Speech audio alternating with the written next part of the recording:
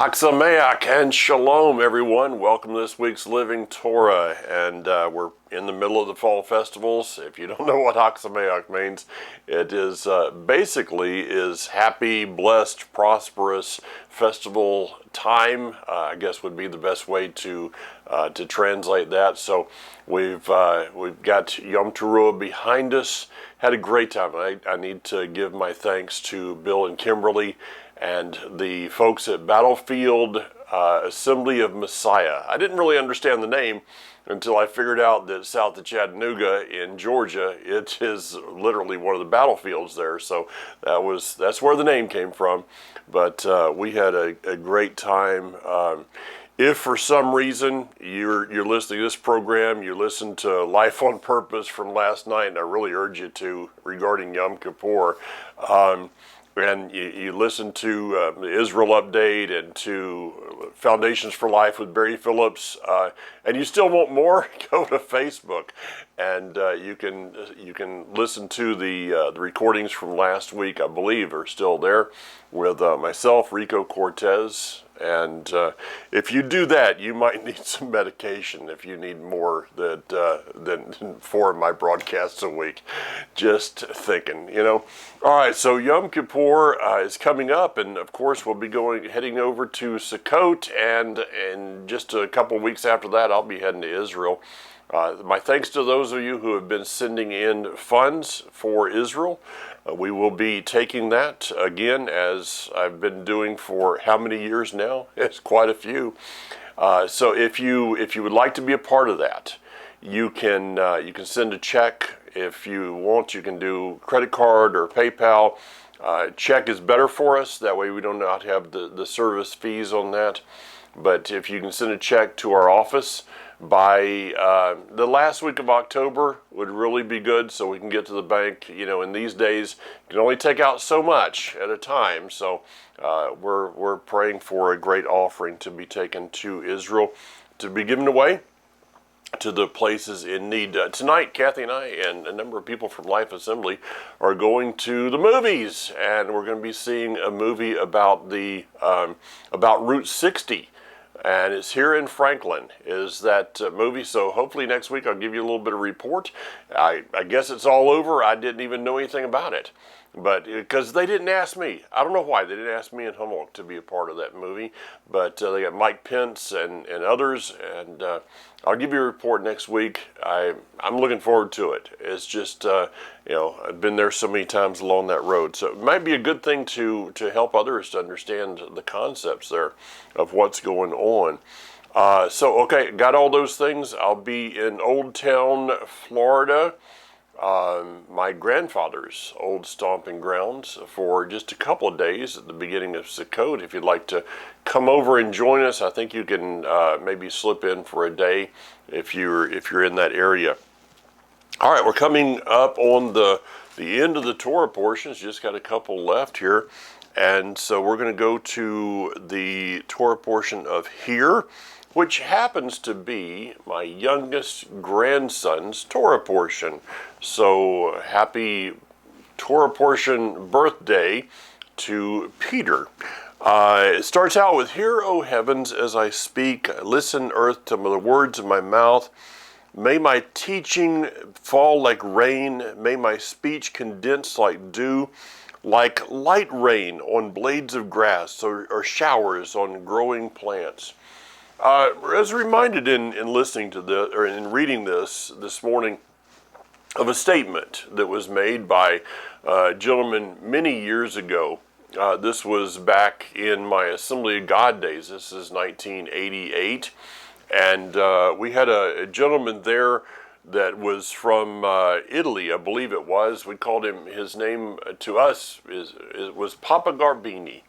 And Papa Garbini was a great prayer warrior. We'd see him at the church just constantly, all the time in prayer. And I was in a conversation one time with him, and he told me about how he had immigrated to the United States many years earlier. And of course, remember, this is 1988. And he said, it was, I guess it was right after one of our monsoon storms there in Tucson. He said, it seems it used to be that rain fell gently to the earth here in this area, but now it's like it's a flood, and how things have changed. And as you think back over that I don't believe in man-made climate change as is proposed by the media and the Weather Channel. Okay, but are there things that are happening? Absolutely. You read Matthew chapter 24, Luke chapter 21, various places, and it speaks about things that are going to be changing. We just saw a flood in, in Libya, that I seem to remember the death toll is well over 11,000 people. That can be attributed to the rains, yes. It can also be attributed to the culture and the lack of proper engineering in our day because of the attitude and culture of the religion that controls that area. I won't go any farther into that. But consider the difference between a light shower and a storm. You've probably been in both. Which one is more peaceful? I mean, I remember as a child growing up, going over to see my grandmother's sister in Madison, Florida. A wonderful place, and she had it still standing. I saw it last year, actually. She a small cabin, and it had a tin roof. Still does have a tin roof, and there was probably in that day little to no insulation, maybe some squirrel fur or something, no insulation between that metal roof and the ceiling. I remember laying there and hearing the gentle rain as it would come. And I mean, talk about being able to go to sleep. That was it. I've also been in floods, I've been in hurricanes, I've been in tornadoes, various things. Which is more peaceful? The question is of course, it's the gentle rain. And it kind of made me think about it for a moment, and introspection here, and then turn this over to you, is when I'm teaching somewhere, whether it'll be on a video or out somewhere, wherever it may be. How is my teaching? It's something I guess I'm trying to ask myself a question this morning. Is my teaching more like a gentle rain, or is it more like a flood? A gentle rain is something that soaks down into the ground. It nourishes. It does no damage. A storm, a flood, well, look at what the damage that can do. And so that's my introspection for the moment, and I guess I'll turn that to you. Is when we are around someone, when the questions arise about what we do, this time during Yom Kippur, when you've requested a day off from work, you've requested the 8 days for your camping trip, you're not able to do something like you normally do because there's a festival. It's and you look at somebody and you say, well, I'm celebrating this festival, and they ask you about that. What is your response? How is that response? Is it like a gentle rain, or do we kind of is it like a lightning storm because of the last person that wanted to argue with us over our lifestyle? Are we able to, no matter where we're at, keep that gentle rain response in people's lives? That would be something, I think, for me, for all of us, to be able to walk in. It goes on from there and says, "For I will proclaim the name of Yud-Heh-Vav-Heh. Come declare the greatness of our Elohim. The rock, his work is perfect, for all his ways are just. A trustworthy Elohim who does no wrong. He is righteous and straight. He is our rock." Yeshua said about the wise man and the foolish man, the wise man is the one who built their house upon a rock, and the foolish is the one who built their house upon sand.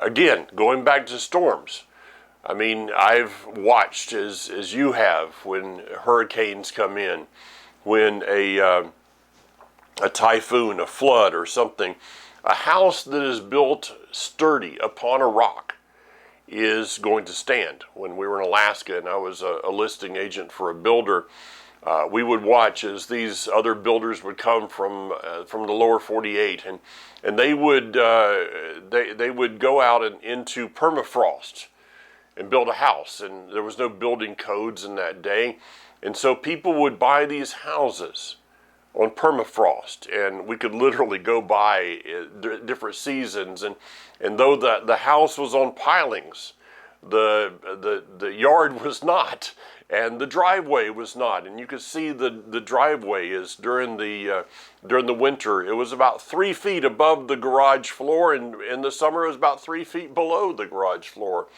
You know, you can build your house upon something that looks sturdy, but if it's in the wrong place, there's going to be some things that are going to be happening around it that's going to prove this is not a place to build a house. I think that maybe Lot and his wife and family could attest to that he may have built a house upon an area that he thought was secure, but in the end, when that storm came, when that flood came, when the fire and brimstone and the consequences for sin came, he found that even though he thought that his house was secure, it wasn't, because it was built in the wrong area. I guess this is a good Yom Kippur place. What are we building our lives upon? I find it interesting that when Yeshua said that the fool, the unwise man, had built his house upon sand, that if we look at I have a computer sitting here in front of me. There's a chip in the camera. There's a chip in the monitor. There's a chip in the clock on the wall. Of course, I've got my phone sitting here. My wife has an iPad, all of those things. You know what every single piece of electronics has in common today? Sand. That is the basis, and I'm not a computer scientist by any means, but the basis of that silica chip is the basis of everything that is in our homes today. The smart meter on the wall, the refrigerator, the Alexis, all of this stuff is built. It was funny. I was talking with one of the guys last night, with David last night on Life on Purpose, and we had been in the conference speaking together about Israel for a little bit. Wow, that we would come together and talk about Israel. What a novel idea. Yeah, really not. But he says after that he started getting the posts coming up on Facebook, the advertisements on Facebook about flights to Israel on El Al. Wow.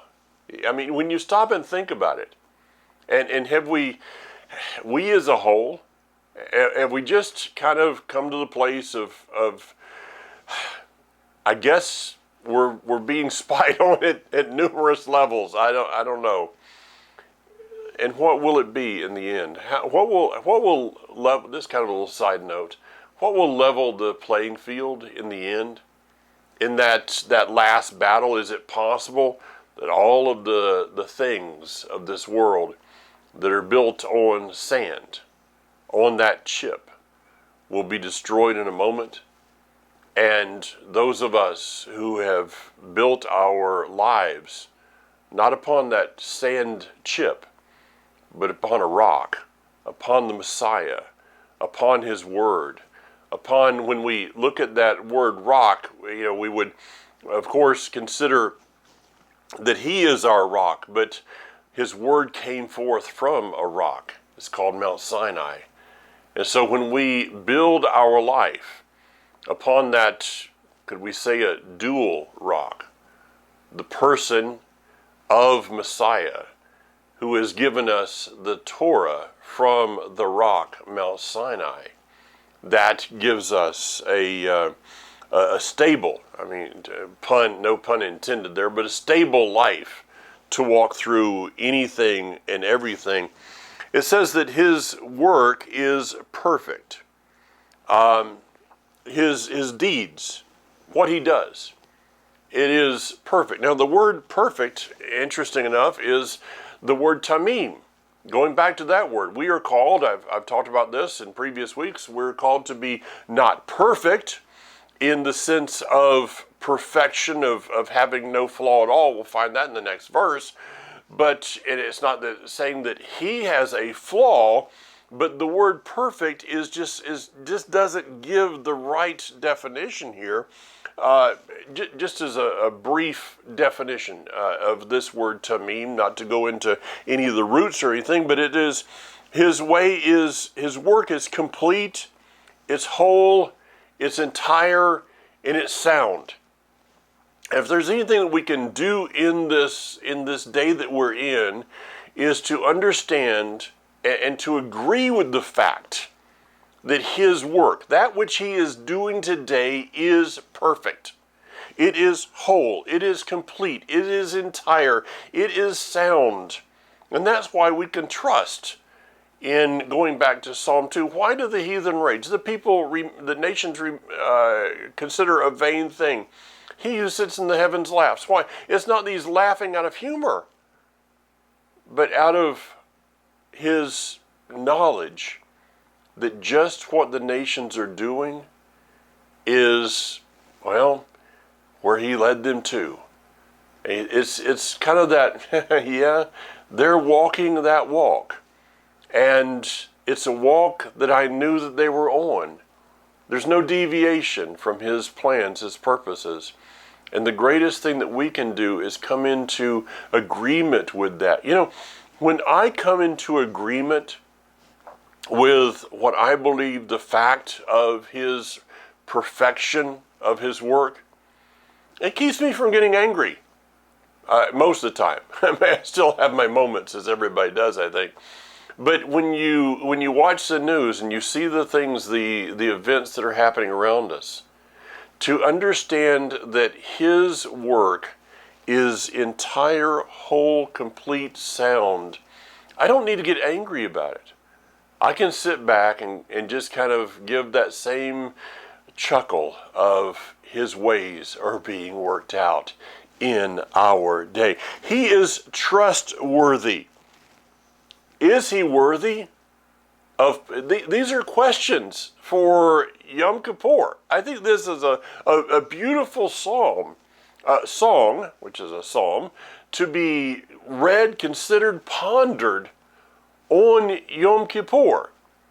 To really ask ourselves the question, do I put my whole trust, do I believe with everything that I have that he is trustworthy? Or are there still some kind of chinks in the armor? Or are there areas that I think, well, I think I trust him, but I'm not sure. I think maybe I need to help him out over here in this area specifically.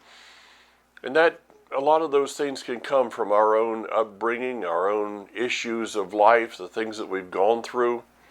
I challenge you to the best of our ability in this coming Yom Kippur to ask him to reveal the places that you and I are not trusting him, and then give those areas over to him, because that may mean the difference between walking through the rest of this journey with anger, resentment, or a joy of our destination. I'll get to that in just a moment.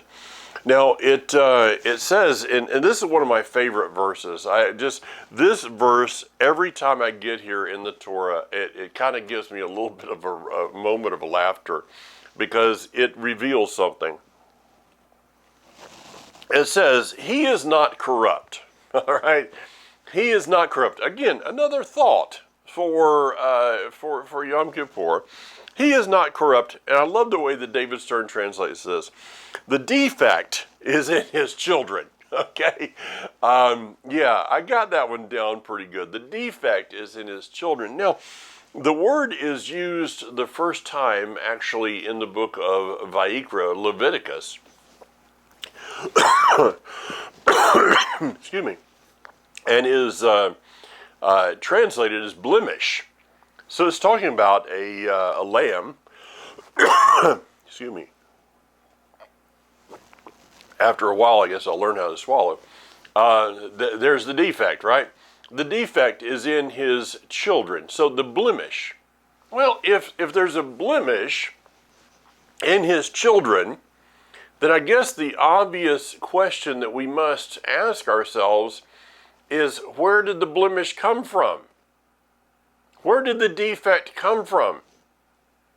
Well, if Adam and Eve were created, what we would call created perfect in the garden, and there was a defect found in them, well, where did it come from? I guess it had to come from the Creator. If I buy something and I look at the warranty, the warranty is pretty explicit in what the manufacturer is going to cover. The warranty says that it is covering defects in workmanship, defects in the product itself. I've never seen a warranty that says, we warrant this product against your stupidity. No, it does not say we warrant it against your abuse. If I take my golf club out and decide that I'm going to chop a tree down and it breaks, I'm probably, I can call the manufacturer.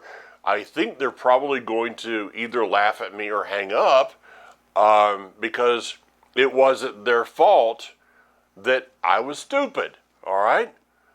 So, but it does cover a defect in the workmanship or the product, an item that was there, something that wasn't put together right, or maybe if it's something of metal, an alloy that was used that caused weakness. Now think about this one. Here's something to consider. That the defect was planned into the creation. The defect was planned into the creation. The defect is our weakness, but it can also be turned into our strength. Finding and dealing with the defect is the key. So what is our defect? Our defect that was programmed into us is choice. And that is our weakness. I've mentioned many times, right now, we're experiencing in North Carolina, we're experiencing fall. The leaves are falling, okay? The trees are changing. Everything's changing. We pulled the stuff out of our garden. It is fall, officially. And so creation does not have a choice in the matter. You and I, humankind, are the only ones that really have a choice in what we do. And that is our defect.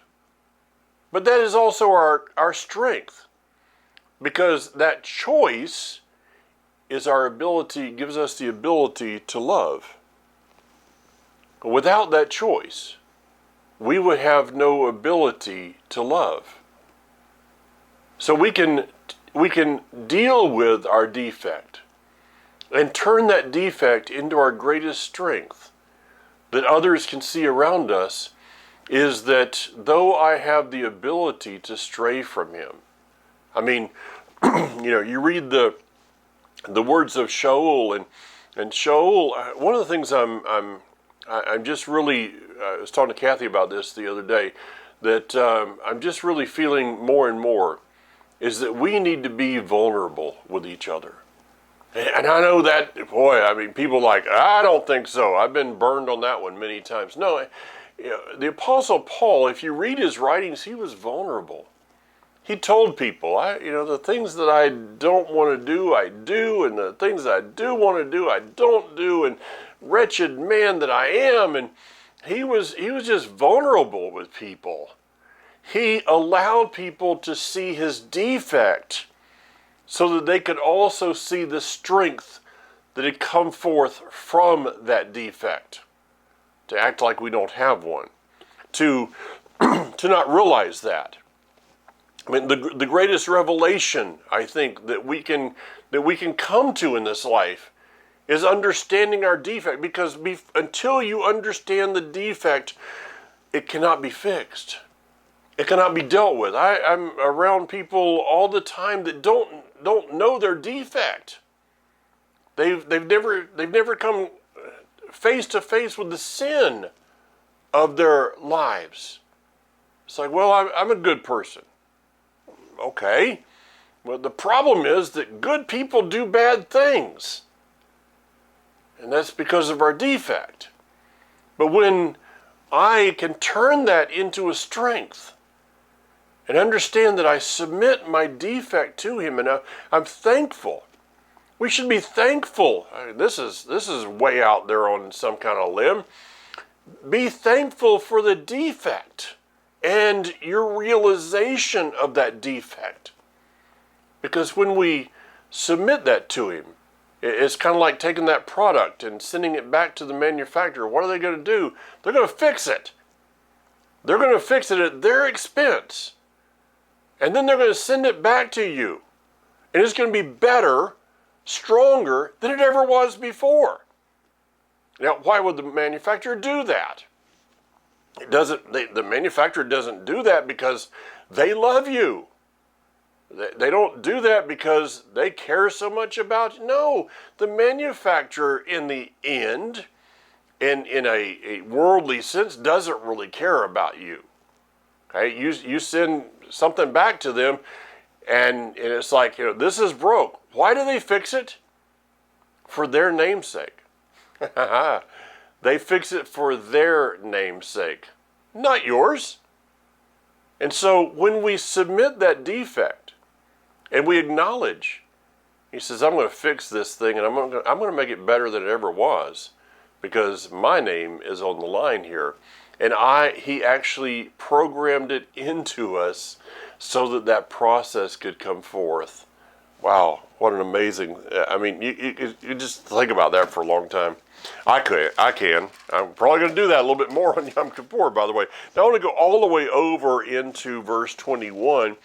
As far as the Hebrews in the wilderness, prior to actually, they aroused my jealousy with a non-God and provoked me with many vanities. I will arouse their jealousy with a non-people and provoke them with a vile nation. Okay, have you read the book of Romans lately? Chapter 8 through 11 maybe? And have you read Ephesians chapter 2 about those who were not part of Israel? The non-nation? The ones that were grafted in? Yeah, this is what this is talking about. So before we get really enamored with ourselves, maybe we should consider that we're just part of the plan. And us, as those that were not born physically into the choice for this covenant. Let me go back to that just for a moment. The physical descendants of Abraham, the Hebrews, today that would be known as Judah, still has to make a choice for or against the covenant. Now, I'm not going to get into all the theological issues right there, but has to make a choice, because anyone has to make that choice of whether to walk in the flaw of Abraham or the perfection of his seed, which is the Messiah. Again, not going to go all the way down that road. But what about you and I? that had no birthright to this. We had no birthright to the choice. And so we were a non-nation. We were the people of the vanities. Jeremiah chapter 16, verse 19. In the last days, the nations will come and say, our fathers inherited worthless vanities. Here's the wording right here, folks. So understand that he is using, as Hosea would say, he is using a people who were not a people to bring forth redemption for a people. So you and I have no basis. It's like a friend of mine. I have numerous friends that have adopted children into their families. That child had no right to be there. There was no birth. This is not the mom and the dad that gave you birth, brought you into this world. No, there's no rights here. But yet those two parents extended grace, extended mercy to a person who had no physical rights to that grace and mercy, and then brought them into the family to offer them the complete blessings of the family and the responsibility that comes with that. So to consider it like this, let's kind of think about it like this. That let's go to the prodigal son, and let's just to twist this parable just a little bit. Let's consider that there's the father, and then there's the older brother, and then there's the younger son, the one that would be called the prodigal. Let's just throw something into the mix of the story and say that the prodigal son, the younger brother, was adopted.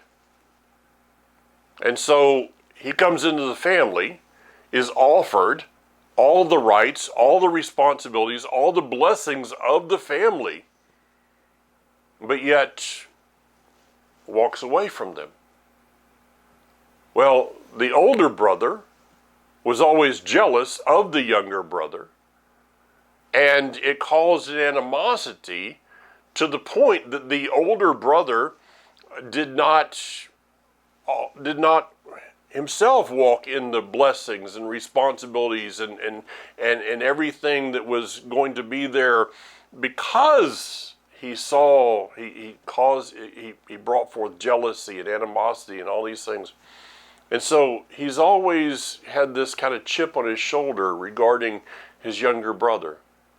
But then his younger brother comes back home. And why does the younger brother come back home? Number one, for restoration of the younger brother, yes. But number two, for the older brother to come to the place of honoring, accepting the position that he's been in all this time. He comes face to face with himself and how he has not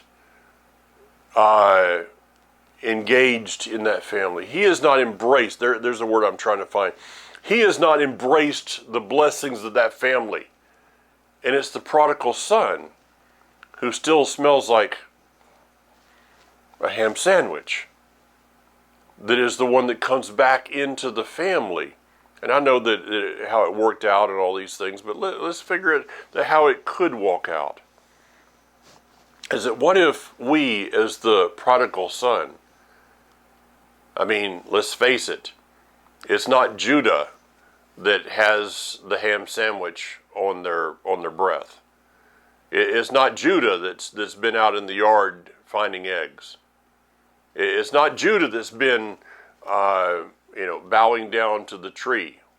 Yeah, it was us. But how do we come back in the house? Is it possible that we can walk back into the house in an arrogant manner that causes even more animosity between the two brothers? Or do we walk in humility? What is our witness to our brothers and sisters of Yehuda? Is it an agenda? Is it anti-Semitism? I've told you, over these years how many things that I've heard, how many conversations with Hanok Young, with various ones, of how in Messianic congregations, how our brother Judah is treated. It's a shame, because we should be coming into this family. When we read Ephesians chapter 2, I think it's about verse 8. But you, former Gentiles, who were estranged from the commonwealth of Israel, have now been brought in through Messiah. Guys, that verse, those verses should cause humility in us. When we read Romans chapter 8, 9, 10, 11, 11, I guess, specifically, I mean, we have no reason to be here. I have no reason to be here.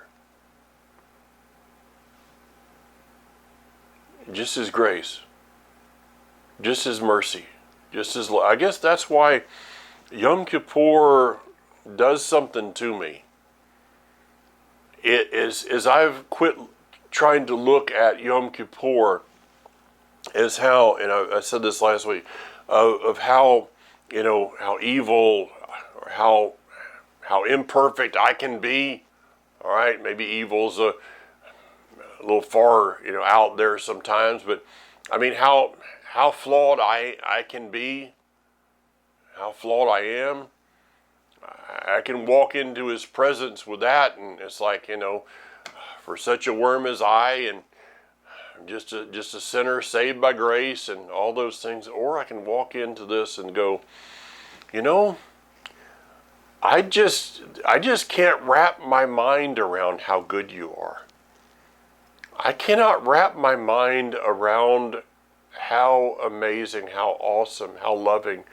I cannot wrap my mind around that one. And there's going to come a day in which we will see Him face to face. And then that which we haven't been able to imagine is going to become a reality. Make that the focus of your Yom Kippur. Verse 29. If they were wise, they would figure it out and understand their destiny. Or the King James translates it, consider their end, their latter time. Consider their destiny. This is important. We must, in this day, and the word consider, the word that is translated consider is Beit Yod Nun. And I think this is the word that really gives us the concept of this, because the word that is ban, I guess that it would be, Beit is the house, Yod is the hand from the heavens, Nun is life. So this is kind of grasping the hand that is bringing you and I to the house of life.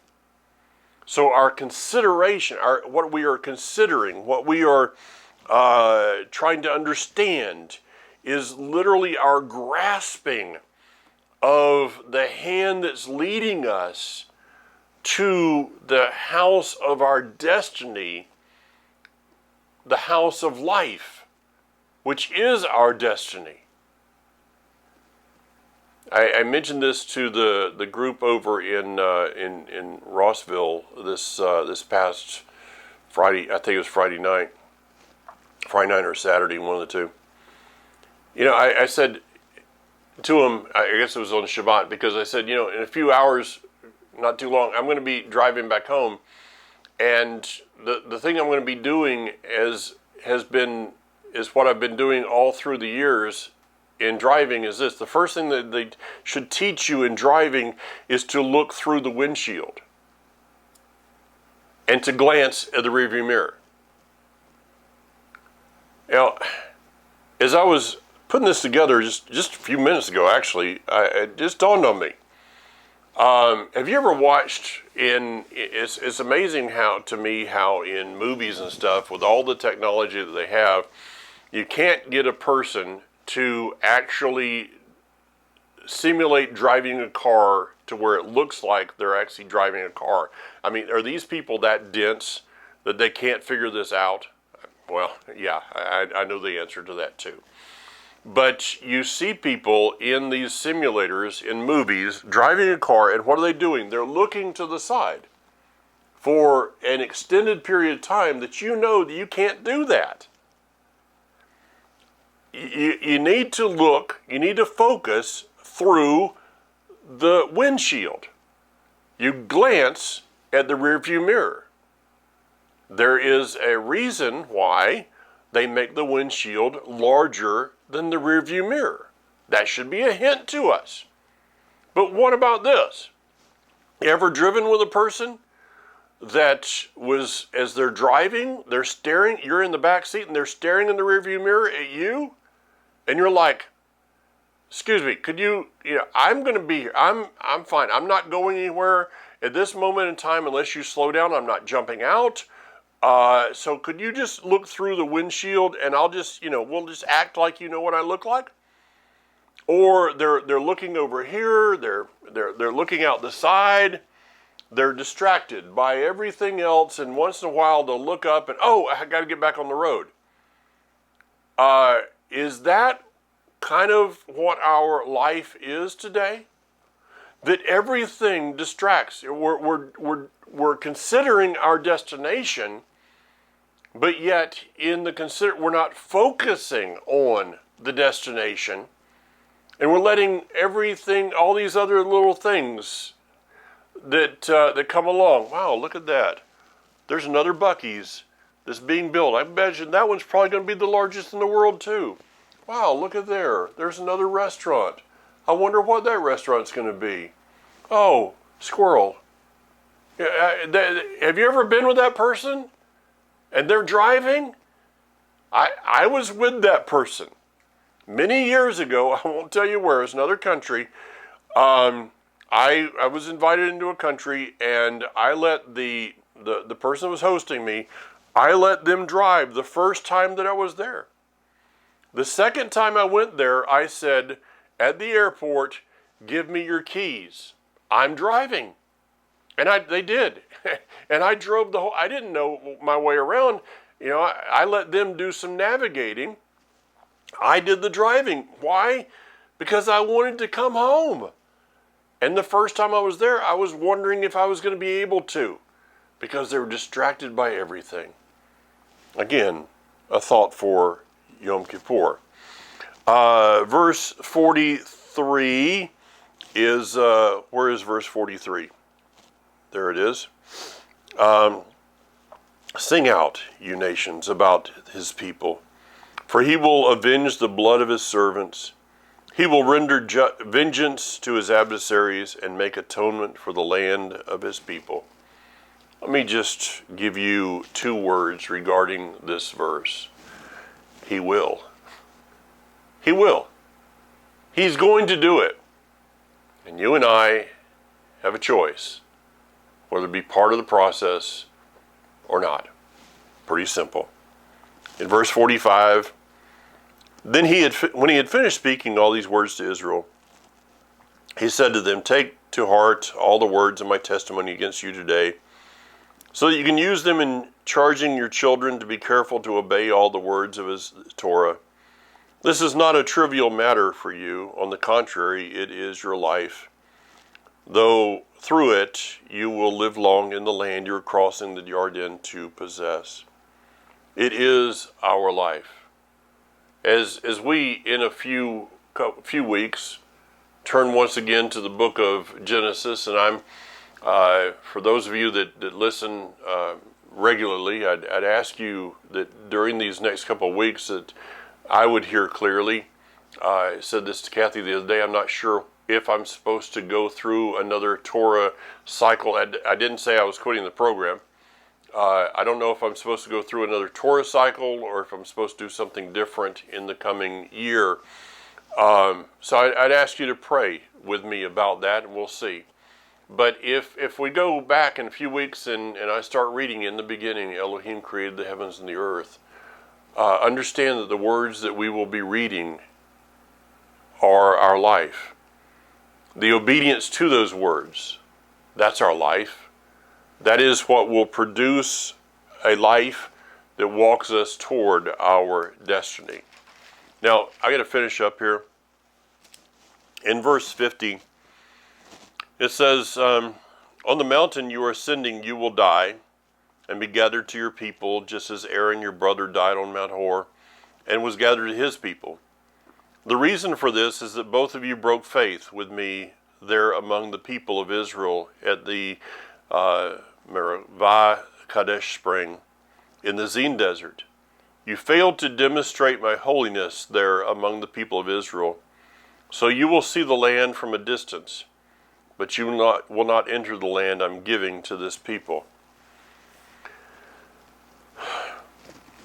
If you would like an insight into my life for a moment, if you wouldn't, I guess you can turn it off. But here's an insight into my life, and maybe this is something to give to you on this as we approach this Yom Kippur.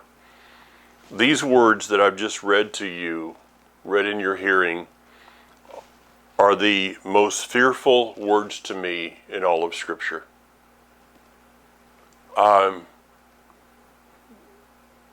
These words, as I read them, I don't know how to express my emotions toward these words. Moshe went through 120 years, spent time in the wilderness, spent all this, did all these things. He prayed for the people. He did all the right things. He went through the challenges. And then toward the end of his life, he made a mistake. And I know I've got the prophetic image, okay? I've taught the prophetic image of this, of why it had to happen, all that. I got it. But still, he's standing there in front of the Hebrews that are going to be crossing the Yarden, the Jordan, and entering into Canaan, which is a prophetic picture of us standing on the edge of the kingdom and entering into. But yet, because of Moses and Aaron's failure to demonstrate his holiness, they came up one step short. This is something you and I, this should put chills up and down our spines. Could we walk through this whole life and come up one step short of his kingdom? Oh yeah, we get in, okay, I got it, resurrection, all those things. Moshe was on the Mount of Transfiguration. He'll be there in the end. Yeah, I got all that. He was probably one of those that was raised at the time of Yeshua and walked around the streets of Jerusalem and freaked people out. Yeah, got all that. But what about entering in? If it is possible, my desire, and I think probably yours too, would be to walk in the kingdom. Walk from this world system, walk from this age and into that age. Walk from this 6th day into the 7th day.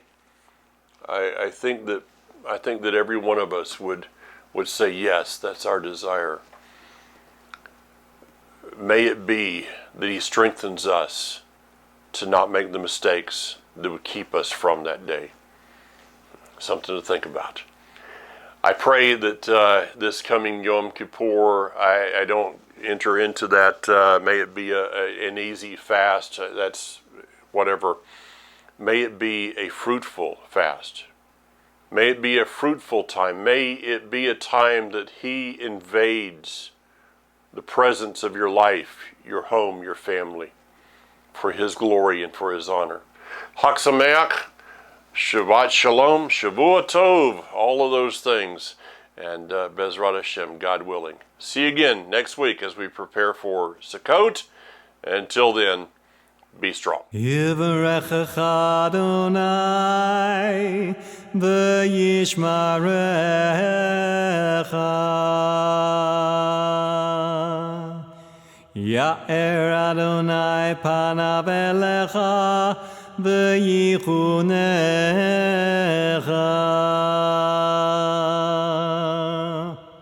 Yisa Adonai panav elecha v'yasem lecha shalom.